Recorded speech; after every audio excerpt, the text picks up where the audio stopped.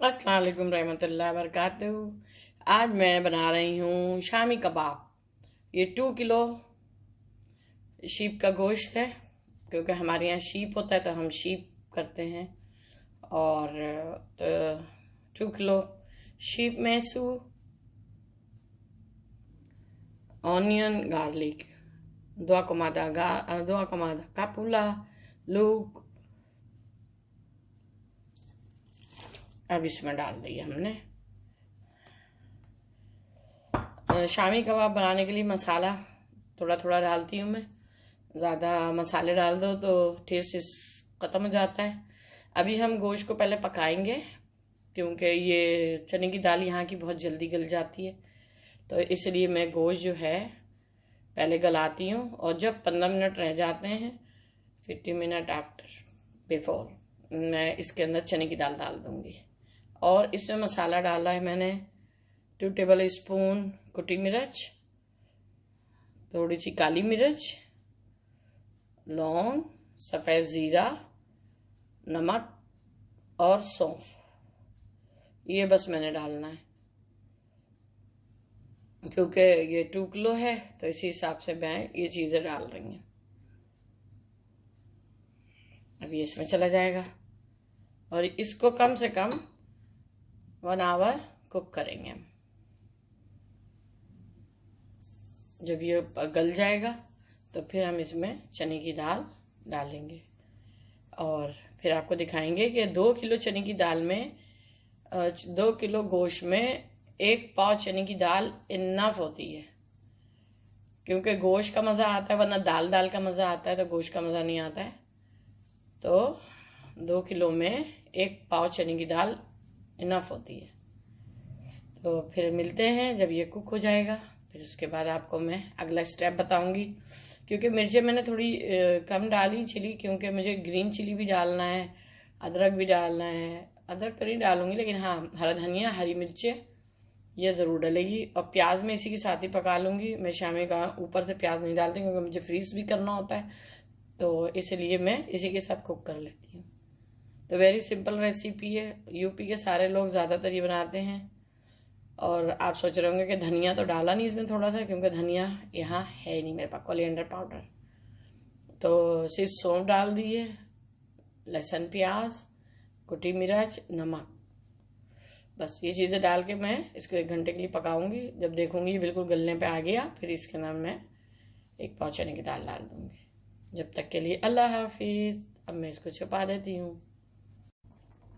अब देखिए, इसको पूरा 1 घंटा गुजर गया, गोश्त बिल्कुल गलने पे आ गया, पानी थोड़ा सा है। अब इसमें हम डालेंगे चने की दाल। चने की दाल 2 किलो गोश्त में मैंने कल भी बताया मैंने। अब देखिए, ये 1 घंटा हो गया पकते हुए। अब मैं इसके अंदर चने की दाल डालूंगी। 2 किलो गोश्त में 1 पाव चने की दाल इनफ होती है और बहुत मज़े की। ज़्यादा डाल दो तो फिर चने की दाल का था गोश्त कुरकुरे और चुरचुरे। अगर कबाब बनाना है तो गोश्त ज़्यादा और दाल कम, और फिर उसको जब चॉपर में पीसेंगे और जब आप उसे तलेंगे तो बहुत ही मज़ेदार कबाब बनेंगे। अब इसमें हरी मिर्चें वगैरह भी जब हम कबाब बनाएंगे तब ताज़ी करके डालेंगे। गोश्त तकरीबन गलने पे आ गया। बहुत गला हुआ गोश्त नहीं रखना चाहिए, थोड़ा सा इसमें इतना हो, थोड़ी सी सख्ती हो। बहुत गला हुआ गोश्त कबाब जो है ना ख़राब हो जाते हैं और पीसने में ना वैसे हो जाएंगे एकदम लेसदार। तो कबाबों को अच्छा और मियारी रखने के लिए गोश्त को थोड़ा कम गलाना चाहिए। फिर हम इसमें चने की दाल डालेंगे, क्योंकि हमारे यहाँ की चने की दाल 5 मिनट में गल जाती है। इसलिए मैं गोश्त को देख लेती हूँ कि भाई गल गया है और सिर्फ 2% रह गया, तब मैं इसमें चने की दाल डालती हूँ। जबकि पाकिस्तान में गोश्त डालो, फिर थोड़ी देर में चने की दाल भी डाल दो, तो चने की दाल पाकिस्तान में बहुत देर से गलती है, तो लिहाजा यहाँ की दाल बहुत जल्दी गल जाती है। तो इंशाल्लाह आगे का प्रोसीजर दिखाते हैं। आज मैं दिखा रही हूँ आपको यहाँ का वेदर। बहुत ही हवा है आज तो। और ये देखिए कितना हसीन इसका वेदर है यहाँ का। बारिश हो रही है, सुबह से रात से बारिश है तो है। और ये कैसे ग्रीन ग्रीन हो रहा है और ऑलिव भी लग चुके हैं। इंजीर भी इनके यहाँ लेट आई है, ये दूसरे किस्म की इंजीर है। और ये ऑलिव जो है ना काले हो चले हैं। इनकी ब्लैक ऑलिव। अब मैं डालने वाली हूँ चने की दाल।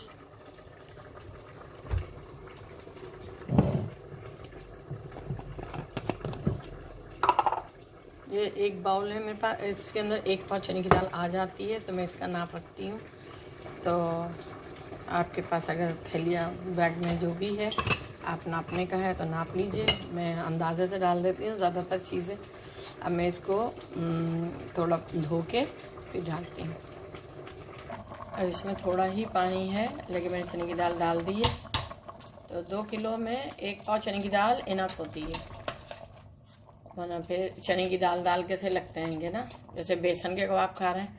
और गोश्त क्योंकि इसमें छोटी छोटी बोटियां हैं, क्योंकि हम जब बकरा लाए थे तो उसमें साइड में से निकलती हैं, हड्डियों पे से उतार लेते हैं, तो ये छोटी छोटी बोटियां हैं। लेकिन जितनी बड़ी बोटी का चने की दाल में डालो ना कबाबों का गोश्त मोटा मोटा, उतना ही रेशा जो है मज़ेदार होता है। और जब पीसेंगे और जब उसे कबाबों को हम फ्राई करेंगे तो बड़े ही चिरचिरे और लजीज बनते हैं। तो आई होप को मेरी रेसिपी और मेरी बातों का अगर नोट करेंगे आप, तो आप देखिएगा कि आपके कबाब बहुत ही लजीज और मज़ेदार असली शामी कबाब होंगे। क्योंकि गोश्त ज़्यादा और दाल कम में गोश्त ज़्यादा होगा तो आपके कबाब भी मज़ेदार और बहुत ही वैसे क्या कहना चाहिए उसे, चिरचिरे टाइप के होते हैं, यानी क्रंची। ठीक है, तो अब जो है ये रेडी हो गया है।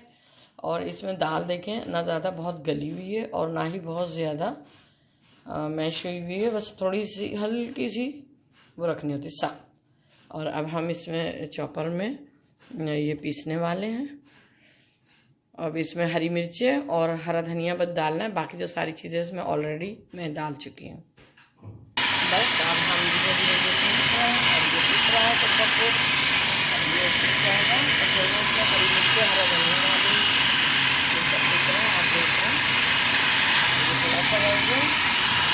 अब हमने इसके अंदर थोड़ी सी हरी मिर्चें काट के डाल दी हैं और इसे मैश करेंगे तो बहुत बेहतरीन चटपटा सा बनेगा। ये इतना पिस चुका है, अब ये थोड़ा पिस रहा है, थोड़ा सा बाकी है। तो सारा पीस के फिर आपको दिखाते हैं। इसमें ग्रीन चिली और हरा धनिया डलेगा। और अब इसमें हरा धनिया हरी मिर्ची डाल दी है, तो देखिए कैसा महीन महीन कटा कटा इसके अंदर मैश हो गया। अब हम जो है इसको पीस लेंगे। अब ये लास्ट है भाई, गंदा बहुत होती हैं चीज़ें, तो साफ़ करते जाइए तो साफ़ सुथरी रहेंगी। अब हम इसको लास्ट वाले को भी पीस लेते हैं। अब हम इसे सब मिक्स करके तो यहाँ पे गोल गोल कबाब बनाने लगने हैं। अब मैंने देखिए ये इधर से लेके ऐसे ऐसे कबाब बना लिए हैंगे और फिर मैं इसको फ्राई कर लूँगी और ये बन गए रेडी टू डैडी। अब मैं आपको इनको तल के दिखाऊंगी। अभी मैं ये सब बना लूँ और कुछ मुझे फ्रीज़र भी करना है, तो मैं फ्रीज़र करने का तरीका वही सिंपल है कि आप पहले एक बिछाएं, फिर उसके ऊपर प्लास्टिक, फिर उसके ऊपर कबाब, फिर उसके ऊपर प्लास्टिक, इस तरह से आप फ्रीज़ कर लें, बाद में उन्हें अलग कर लें। और 2 किलो गोश्त में ये मैंने देखिए ऐसे लेयर बना के रखा देती हूँ प्लास्टिक में करके, तो 36 कबाब ये बन गए। और ये 2 किलो गोश्त में आराम से ये 35-40-50 कबाब आराम से बन जाते हैं। और ये मैंने रख दी फ्रीज़ करने के लिए, क्योंकि मोहसिन एवरीडे 4 ज़रूर खाएगा इंशाल्लाह। और फिर मैंने फ्राई करके भी दिखाऊंगी, आपको तल के भी दिखाऊंगी थोड़े से घी में। ये शीप के कबाब हैं। अब हमारे यहाँ तो शीप मिलता है तो शीप ले लेते हैं, गोट मिलती है तो गोट ले लेते हैं।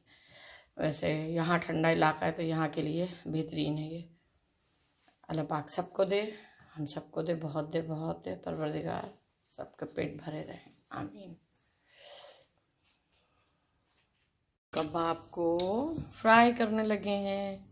अभी डालेंगे थोड़ा सा ऑयल और फिर एक एक करके हम इसमें डालना शुरू हो जाएंगे।